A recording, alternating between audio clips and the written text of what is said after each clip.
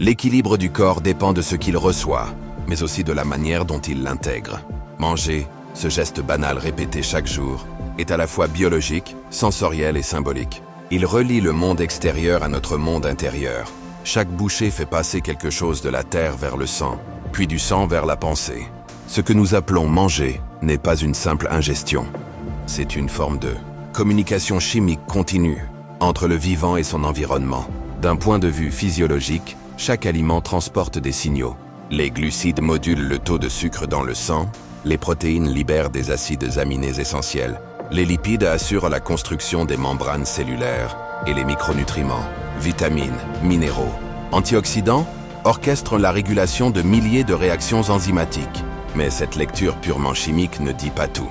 Depuis une vingtaine d'années, les neurosciences et la microbiologie ont bouleversé la vision du lien entre alimentation et comportement. Elles montrent que le ventre et le cerveau ne sont pas deux mondes séparés, mais les deux pôles d'un même système d'information. L'intestin n'est pas un simple tube de digestion.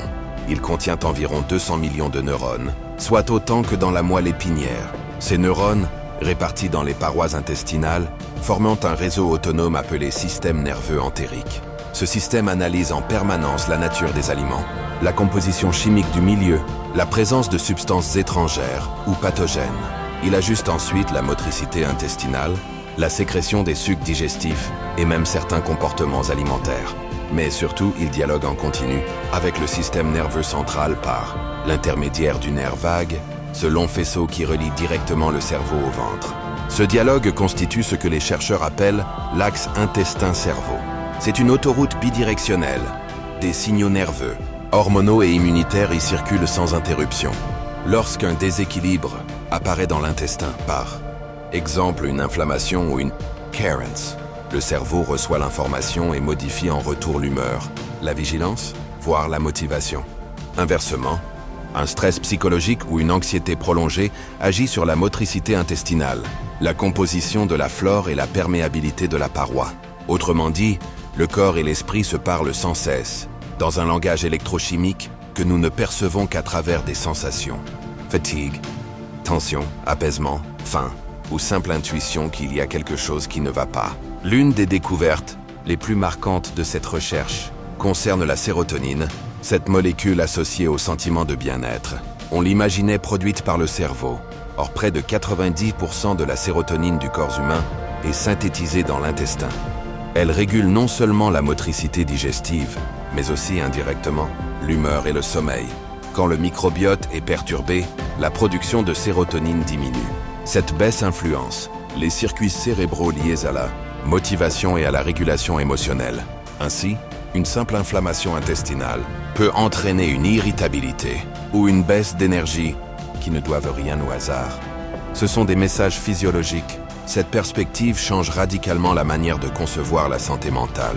Pendant longtemps, on a cherché les causes des troubles de l'humeur uniquement dans le cerveau. Aujourd'hui, la recherche relie nombre d'états dépressifs ou anxieux à des déséquilibres métaboliques, à des carences nutritionnelles ou à des perturbations du microbiote. Cela ne signifie pas que les émotions s'expliquent uniquement par la chimie, mais que la chimie du corps prépare le terrain sur lequel les émotions s'expriment. Un organisme carencé, en inflammation chronique ou surstimulé par une alimentation désordonnée, devient moins capable de stabiliser ses états internes. Ce déséquilibre se manifeste alors sous la forme d'une humeur fluctuante, d'une concentration fragile ou d'un sentiment d'instabilité générale. Le microbiote, justement, agit comme un écosystème vivant au cœur de notre corps. Des centaines d'espèces bactériennes, fongiques et virales coexistent dans un équilibre subtil. Chacune a sa fonction.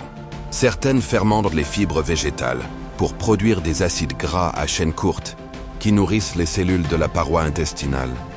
D'autres synthétisent des vitamines comme la B12 ou la K. D'autres encore entraînent le système immunitaire à distinguer l'ami de l'ennemi. Lorsque cet équilibre est stable, l'intestin joue pleinement son rôle de barrière. Il laisse passer les nutriments, mais bloque les toxines et les agents pathogènes. Mais cet équilibre est fragile. Le stress chronique, les antibiotiques répétés, la sédentarité, le manque de sommeil ou la consommation excessive de produits transformés peuvent l'appauvrir en quelques semaines.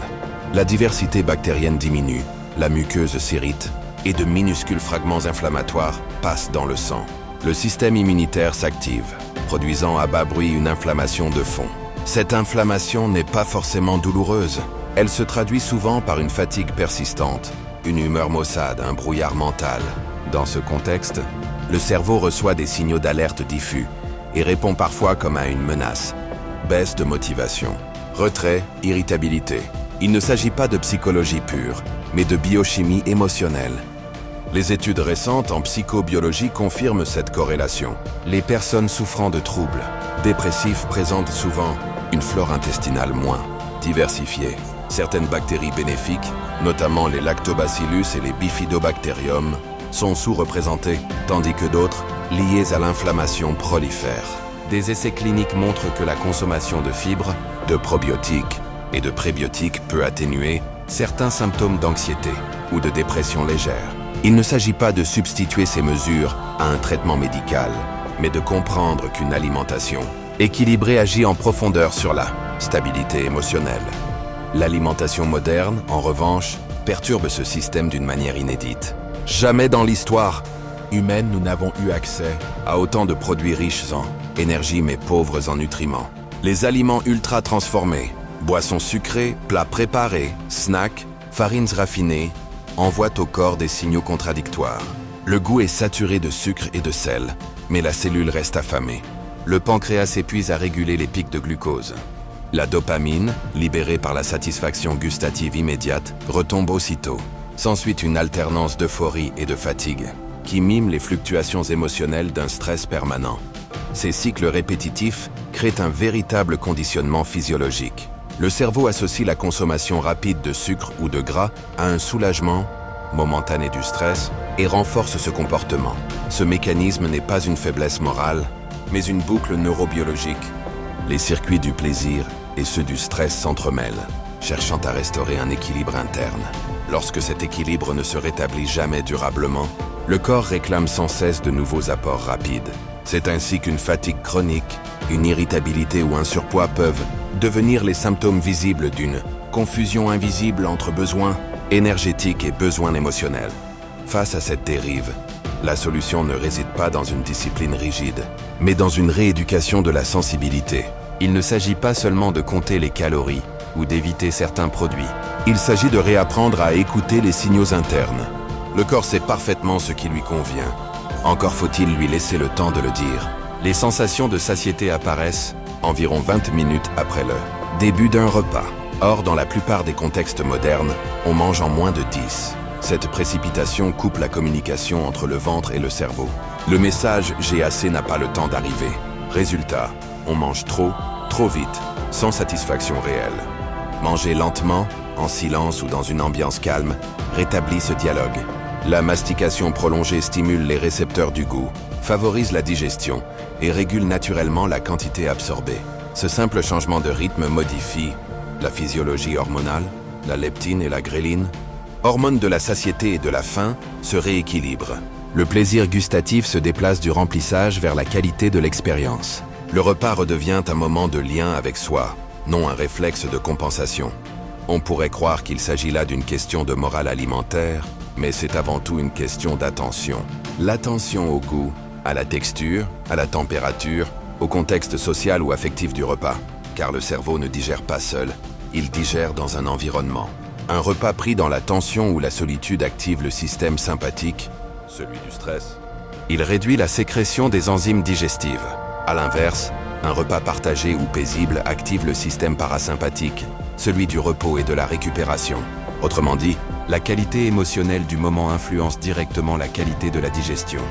Lorsque cette intelligence silencieuse du corps fonctionne harmonieusement, l'alimentation devient un acte d'équilibre global. Le ventre apaise la tête choisit avec discernement, et la boucle se referme. C'est là que se joue une part de l'art de vivre. Dans cette compréhension que la santé n'est pas un idéal à atteindre, mais un dialogue à entretenir entre nos besoins biologiques et nos aspirations conscientes. L'alimentation n'est donc pas seulement une affaire de nutriments, c'est une affaire d'équilibre. Un équilibre entre énergie et apaisement, entre le besoin du corps et les désirs de l'esprit. Ce lien subtil explique pourquoi les repas peuvent autant influencer la clarté mentale que l'état émotionnel. Ce que nous avalons chaque jour façonne nos humeurs à travers un enchaînement complexe de réactions biologiques, mais aussi à travers la symbolique du geste. La physiologie du cerveau, tout d'abord, dépend directement de la qualité du carburant qu'elle reçoit. Le cerveau consomme à lui seul environ 20% de l'énergie totale du corps, principalement sous forme de glucose. Or, contrairement à d'autres organes, il ne peut pas stocker cette énergie. Il a besoin d'un apport constant, stable et modéré, lorsque le sucre sanguin monte brusquement. Après la consommation d'un produit très sucré, par exemple, le cerveau reçoit un afflux soudain de carburant, mais celui-ci s'épuise vite. Quelques heures plus tard, la glycémie chute. Apparaît sur la fatigue, la distraction, voire une légère irritabilité. Ce phénomène, observé dans de nombreuses études cliniques, montre que les pics de glucose sont corrélés à une variabilité accrue de l'humeur et de la concentration. À l'inverse, une alimentation composée de glucides complexes, céréales complètes, légumineuses, fruits entiers, libère le glucose lentement. La courbe énergétique devient stable. Le cerveau reste alimenté sans sursaut. Cette stabilité métabolique se traduit souvent par une stabilité émotionnelle. Il n'est pas rare que des personnes en déséquilibre alimentaire ressentent un flou mental ou une perte de motivation, sans imaginer que leur petit déjeuner trop sucré ou leur repas sauté en soit la cause. L'alimentation influence le moral comme une météo interne. Les variations brutales produisent des orages. La régularité ramène le beau temps. L'autre pilier majeur du bien-être mental est le gras, souvent diabolisé mais essentiel.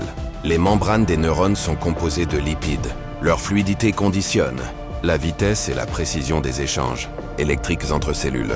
Des acides gras de qualité, notamment les oméga 3, présents dans les poissons gras, les noix, les graines de lin ou de chia, améliorent la communication neuronale et régulant la production des neurotransmetteurs. Un déficit chronique en oméga 3, courant dans les régimes occidentaux, est associé à un risque accru de dépression et à une réactivité émotionnelle plus forte. Ces acides gras participent aussi à la modulation de l'inflammation. Ils favorisent la fabrication de molécules anti-inflammatoires qui apaisent les tissus nerveux. Inversement, les graisses saturées et les acides gras trans, abondants dans les fritures, margarines industrielles ou pâtisseries transformées, rigidifient les membranes et perturbent la signalisation neuronale. Elles favorisent également l'inflammation chronique de bas grade, qui, à long terme, altère les fonctions cognitives. Ce n'est pas seulement une question de cholestérol ou de silhouette, mais de clarté mentale. L'inflammation diffuse rend le cerveau plus lent et plus réactif au stress. Les vitamines du groupe B jouent, elles aussi, un rôle déterminant. Elles participent à la production d'énergie dans les cellules nerveuses, à la synthèse des neurotransmetteurs et à la régénération du système nerveux. Une carence en vitamine B6 ou B12 peut se traduire par une fatigue, une apathie, voire une baisse de la mémoire. De même, les minéraux, comme le magnésium et le zinc, régulent la transmission nerveuse et la résistance au stress. Le magnésium en particulier agit comme un frein naturel au système nerveux central. Il aide à calmer l'excitabilité neuronale. Or, près de la moitié de la population française présente un apport insuffisant en magnésium, notamment à cause de la consommation réduite de légumes secs, de graines et de céréales complètes. L'ensemble de ces paramètres compose une architecture subtile. Chaque repas, même simple, agit comme un réglage du système nerveux. Quand ce réglage se fait régulièrement, sans excès ni privation, la physiologie retrouve un rythme stable. L'équilibre émotionnel devient alors moins dépendant des circonstances extérieures. Il s'enracine dans la régulation interne du corps. Mais le rapport à la nourriture ne se limite pas à la biologie. Il touche à la psychologie la plus intime. L'acte de manger répond souvent à deux types de faim, la faim du corps et la faim de l'âme. La première est biologique, mesurable. La seconde est affective. Elle apparaît lorsque le stress, la solitude ou l'ennui cherchent une compensation sensorielle. Le sucre, le gras, le sel stimulent alors brièvement le circuit de la récompense et produisent un apaisement momentané. Ce mécanisme décrit par la neurobiologie est similaire à celui de l'addiction. La dopamine, libérée par le plaisir gustatif, diminue aussitôt après, suscitant le besoin de recommencer. Ce phénomène d'alimentation émotionnelle est universel. Il ne traduit pas un manque de volonté, mais une tentative de régulation du stress. Le cerveau, face à une tension, active les mêmes circuits que ceux qui gèrent la recherche de nourriture. Quand la menace psychologique ne peut être fuie ni combattue, manger devient un moyen de détourner L'énergie émotionnelle, vers une action concrète et gratifiante. Ce geste apaise, mais de manière provisoire. La cause du stress demeure, tandis que le corps reçoit un afflux énergétique inutile. C'est ainsi que se crée un déséquilibre à la fois métabolique et émotionnel. Trop d'énergie dans le corps, pas assez de sens dans le geste. Réapprendre à distinguer, ces deux fins constituent une étape essentielle vers la stabilité.